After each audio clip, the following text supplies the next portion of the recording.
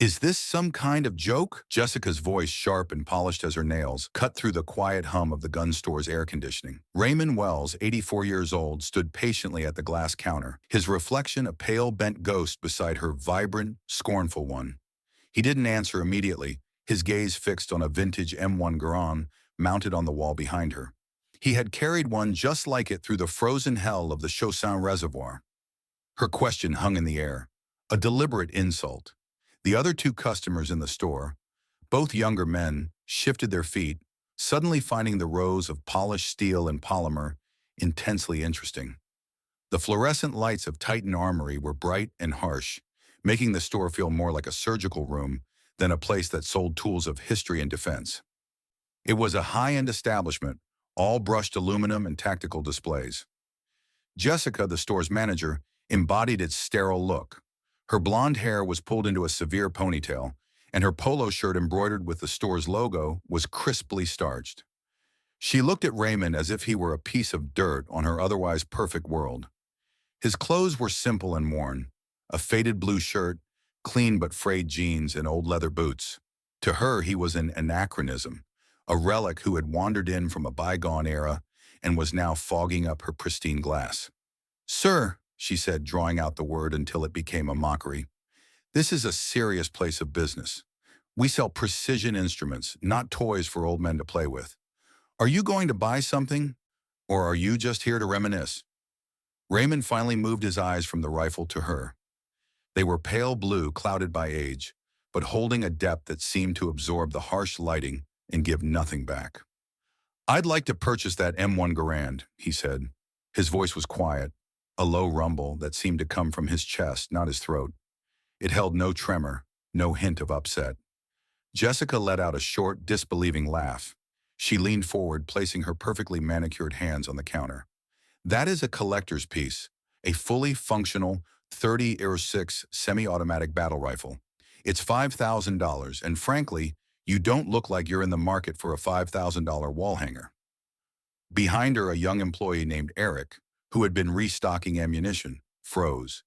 He looked from his boss's sneering face to the old man's calm one, a knot of discomfort tightening in his stomach. He knew Jessica could be harsh, but this was a new level of cruel. "I'm aware of the price," Raymond said, his tone unchanging. "I'm also aware of its function. I'm not going to hang it on a wall." This seemed to fuel Jessica's condescension. "What are you going to do with it? Take it to the range, sir? The recoil on that rifle could dislocate your shoulder. You have to be able to handle a firearm like that safely.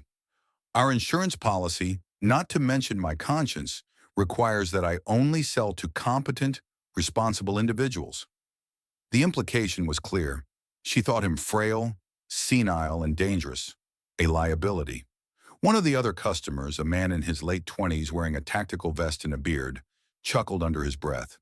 He was here to pick up a custom AR-15, and this little sideshow was amusing. The other customer, a younger man in a simple hoodie, looked increasingly uncomfortable. He had a military-style haircut, and his eyes kept flicking to the old man, a flicker of something unreadable in his expression. "I can assure you," Raymond said, his patience deep and unshakable, "that I am competent." "I'll be the judge of that," Jessica snapped. "Let's see your paperwork. Driver's license, firearm purchaser card, and proof of address. And I'll need to run a background check, of course, assuming you even pass." She tapped a long red nail on the counter impatiently. "Chop, chop. I don't have all day." Slowly, deliberately, Raymond reached into the back pocket of his jeans. He pulled out a leather wallet. It was ancient. The dark brown hide, worn smooth and soft as cloth in some places, cracked and webbed with 1,000 fine lines in others. The stitching was frayed, and a dark, faded stain marked one corner. He laid it on the glass counter. The sound it made was a soft, tired sigh. Jessica wrinkled her nose in disgust. "Seriously, is that thing going to fall apart on my counter?" As Raymond's rough fingers worked with the clasp, the world for him momentarily dissolved. The smell of gun oil and air conditioning was replaced by the biting metallic scent of snow and cordite. The bright store lights faded into the gray, unforgiving sky of North Korea in the winter of 1950. He wasn't seeing Jessica's sneering face, but the face of his squad leader, Sergeant Paul Rodriguez. 19 years old and aged 100 years by war. Paul was pressing this very wallet into his hand just hours before the Chinese People's Volunteer Army swarmed their position at the Shosin Reservoir. "Here," Paul had said, his breath a plume in the sub-zero air. "Yours is soaked through. Keep your girl's picture in this one. It's good leather. It'll bring you home." The memory was a lightning strike, there and gone in an instant. Paul never made it home. The wallet did. Raymond carefully extracted his driver's license and the necessary permits, his hands slow but perfectly steady. He pushed them across the counter. Jessica snatched them up. She scrutinized the license, her eyes narrowing. "Raymond Wells, 84 years old. Says here you live over in the old Veterans Housing Complex. Figures." She turned to her computer, her fingers flying across the keyboard with noisy, aggressive clicks. "All right, Raymond, let's see what secrets you're hiding." The young man in the hoodie had seen enough. He had watched the entire exchange, his anger a slow burn. He wasn't just any customer. He was a recently discharged Army Ranger, Sergeant Daniel Foster. He had spent 4 years in Afghanistan, and he knew a soldier when he saw one. He didn't know the old man's story, but he recognized the bearing. It was in the straightness of his back, despite his age. It was in the unsettling stillness of his hands. It was in the quiet dignity that absorbed every insult Jessica threw and reflected nothing back. Most of all, it was in his eyes. Foster had seen eyes like that before, in the faces of men who had seen and done things that civilians like Jessica could never comprehend. The way she had mocked the old wallet was the final straw. For Foster, a man's wallet, his dog tags, a worn Zippo lighter, these weren't just objects. They were artifacts of a life, repositories of memory and sacrifice. Jessica's disrespect was more than just rude. It was a desecration. While she was busy at the computer making performative sighs and muttering about the slowness of the system, Foster discreetly pulled out his phone. He walked to the far end of the store near a rack of hunting camouflage, pretending to browse. He didn't call the police. He knew that would only make things worse and further humiliate the old man. He scrolled through his contacts to a number he hadn't used in a year, a number he was given by his former company commander upon his discharge.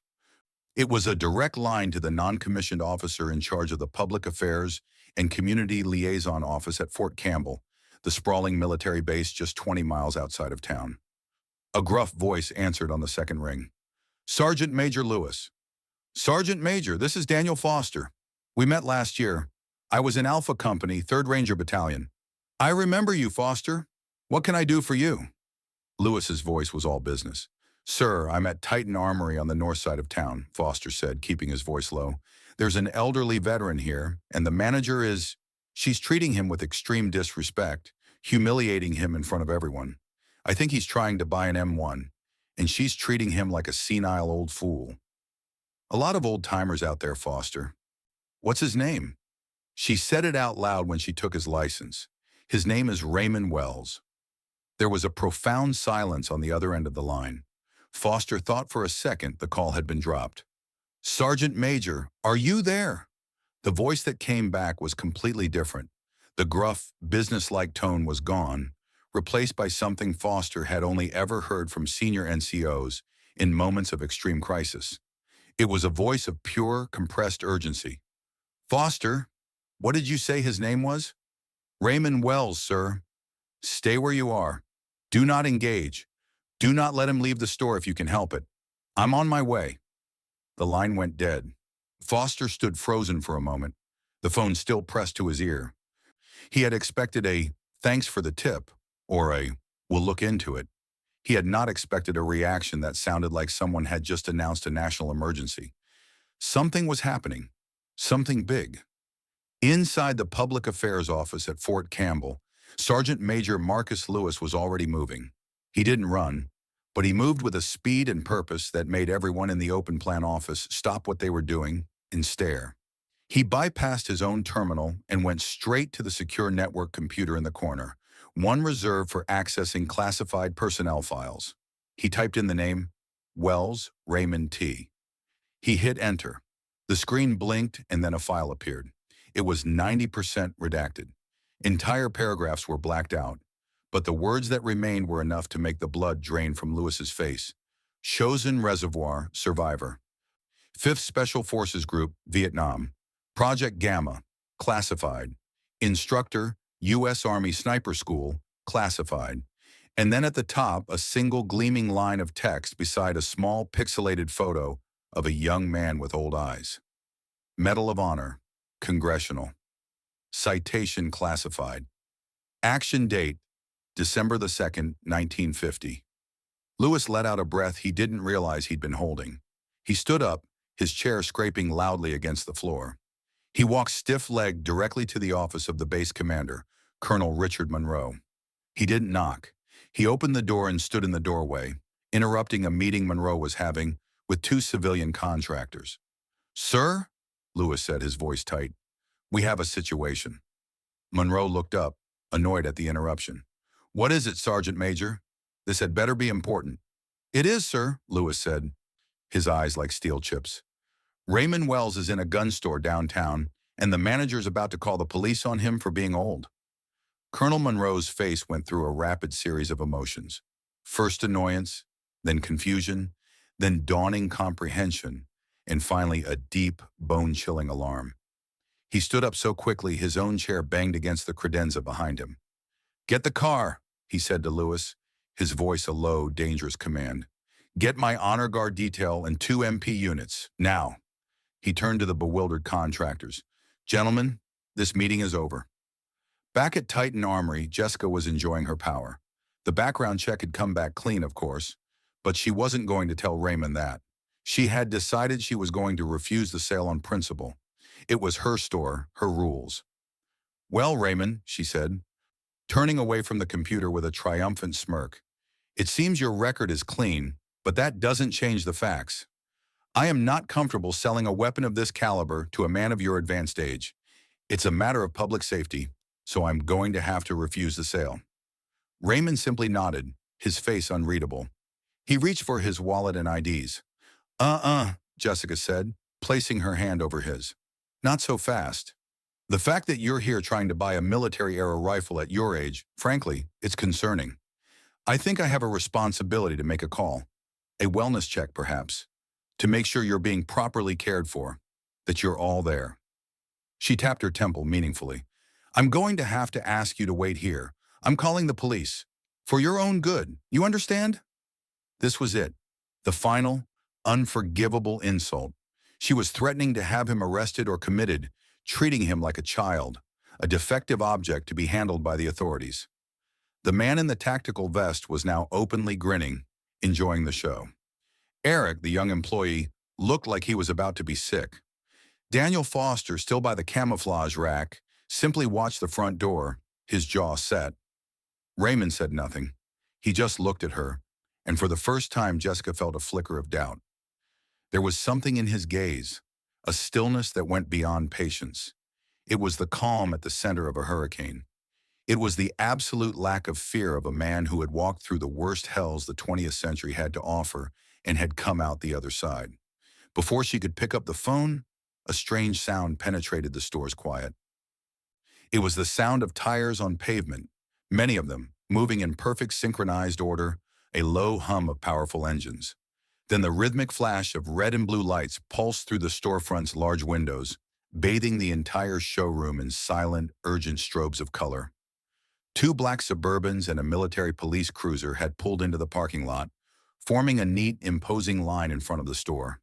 They hadn't used their sirens, an omission that was somehow more intimidating than if they had. Doors opened in unison. Colonel Monroe, in his immaculate Class A uniform, medals gleaming on his chest, stepped out of the lead vehicle. He was flanked by Sergeant Major Lewis and 2 grim-faced military police officers in full gear. The bell on the store's door chimed softly as the 4 men entered.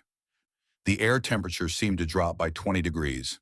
Every person in the store, Jessica, Eric, the 2 other customers, froze. The sheer, overwhelming authority that had just walked through the door was a physical force. Colonel Monroe's eyes scanned the room, instantly dismissing everyone until they landed on Raymond Wells. A look of profound, undisguised reverence washed over the colonel's face. He strode forward, his polished shoes clicking sharply on the concrete floor. He ignored Jessica completely, walking right past the counter as if she were a piece of furniture.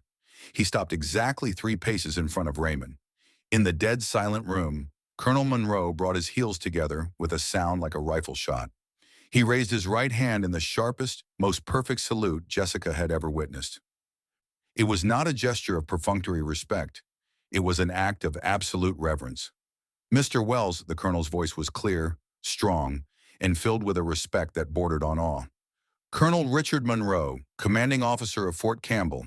Sir, it is an honor to finally meet you. Behind him, Sergeant Major Lewis and the 2 MPs snapped to attention and rendered their own salutes. Raymond looked at the colonel, and a faint, sad smile touched his lips. He gave a slow, almost weary nod of his head. At ease, Colonel. The 4 soldiers relaxed, but their posture remained ramrod straight, their attention focused solely on the old man in the flannel shirt. Jessica stood behind the counter, her mouth hanging open, her mind struggling to process what was happening. This couldn't be real. This doddering old man was being saluted by a full bird colonel. Colonel Monroe then turned slightly, not to address Jessica directly, but to speak for the benefit of everyone in the room. His voice took on a formal, declamatory tone. For those of you who are unaware, he began, his eyes still on Raymond, you are in the presence of an American hero. Raymond Wells enlisted in the United States Army in 1948. He fought with the 1st Marine Division at the Battle of Chosin Reservoir, where he was one of the few to walk out of a trap that claimed thousands of American lives. It was there, on a frozen ridgeline, that he single-handedly held off an enemy platoon, saving the lives of a dozen wounded men in his company. For that action, President Truman awarded him the Medal of Honor. A collective gasp went through the store. The man in the tactical vest looked like he had been struck by lightning. Daniel Foster felt a surge of fierce, validating pride. The colonel wasn't finished. After Korea, Mr. Wells became one of the first members of the Army's Special Forces. He served multiple classified tours in Southeast Asia, operating behind enemy lines in conditions you cannot even imagine. When he finally returned home, he didn't retire. He became the lead marksmanship instructor at the Army Sniper School at Fort Benning, where he trained generations of the finest soldiers this country has ever produced. The rifle he was attempting to purchase today, he gestured to the M1 on the wall, was a personal request from me. We are opening a new exhibit at the Fort Campbell Military Museum, and Mr. Wells, as the foremost expert on historical American military firearms, graciously agreed to acquire and prepare the piece for our display. He finally turned his gaze on Jessica. His eyes were not angry. They were cold, dead things filled with glacial contempt. And you, he said, his voice dropping to a whisper that was somehow louder than a shout. We're going to call the police on him, for his own good. Jessica's face had gone from smug to confused to utterly bloodless. She looked like a ghost. I didn't know, she stammered. He just looked... He looked old, the colonel finished for her. You judged a book by its cover, and you have no idea the library you just insulted. Before he could continue, Raymond held up a frail hand. That's enough, Colonel. All eyes turned to him. His voice was still quiet, but it commanded the room. He looked at Jessica, not with anger or triumph, but with profound, weary sadness. Ma'am, he said, respect isn't something you give people because of the uniform they wear or the medals on their chest. You give it because they're a human being. The young man who bags your groceries, the woman who cleans your office, the old man who wants to buy a rifle, they all deserve the same basic dignity. That's the lesson. I hope you learn it someday. As he spoke, he absently touched the worn leather of his wallet on the counter. The image flashed in his mind again, sharp and clear. Young Sergeant Paul Rodriguez, 19 years old, dying in the snow. His last words, a whispered plea, "Tell them we fought like hell." The wallet wasn't just a container for his ID. It was a promise he had kept for over 70 years. A promise to live a life worthy of the one Paul had lost. Colonel Monroe nodded stiffly. He turned back to Jessica. As of this moment, any and all procurement contracts between Fort Campbell and Titan Armory are hereby terminated. We will not do business with an establishment that treats our nation's heroes with such contempt. Sergeant Major, pay the woman for the rifle. Sergeant Major Lewis stepped forward, produced a government credit card, and completed the transaction in grim silence. Jessica, moving like a robot, packaged the rifle. The MPs took possession of it. The colonel then turned to Raymond. Sir, will you allow us to give you a ride home? Raymond nodded. I'd like that very much, Richard. As the soldiers respectfully escorted Raymond Wells out of the store, the bell chimed his departure. The remaining people were left in a stunned, ringing silence. 3 weeks later, Jessica was working the late shift at a diner 20 miles from town. The story had gone viral locally. The videos recorded by the man in the tactical vest, who was now trying to pass himself off as a supporter, were everywhere. Her business had collapsed within days. This was all she could find. Her hair was down, her face was pale without makeup, and her uniform was a cheap polyester apron stained with coffee. The bell on the diner door chimed.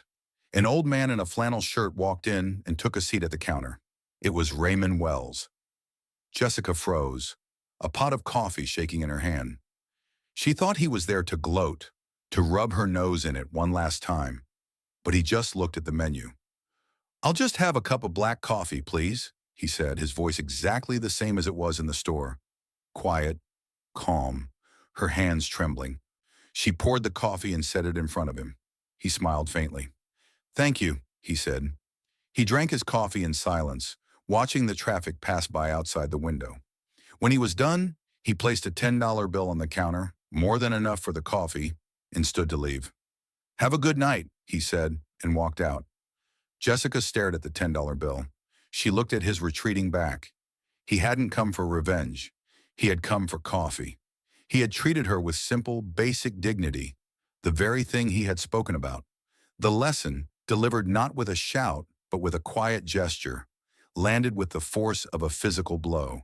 She finally understood, and for the first time in a very long time, Jessica felt a profound and painful sense of shame. It was a beginning. The stories of heroes like Raymond Wells are all around us, hidden in plain sight. They are our neighbors, our family, and the quiet strangers we pass on the street. If you were moved by this story, please like and share it to spread the message of respect.